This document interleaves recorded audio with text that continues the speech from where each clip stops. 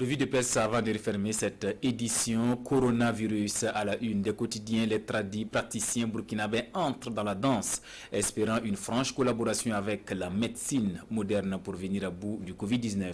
Des dons en soutien au gouvernement, il y en a eu ces derniers temps et la presse en parle. Lecture croisée des journaux avec Amadou Marcelto. Lutte contre le coronavirus au Burkina, les praticiens veulent apporter leur grain de savoir, indique le journal Aujourd'hui au Faso.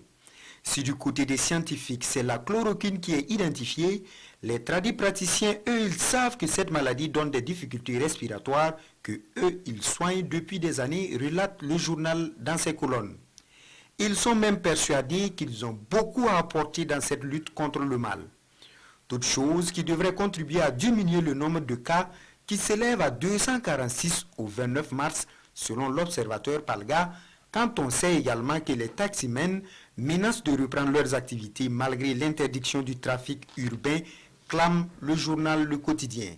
Ce journal se fait écho des propos de Emmanuel Nakoulouman, président de la Fédération des syndicats des taximens, selon lesquels, même si les taximens vont sortir et mourir, ils vont sortir, parce qu'il n'y a pas de mesure d'accompagnement.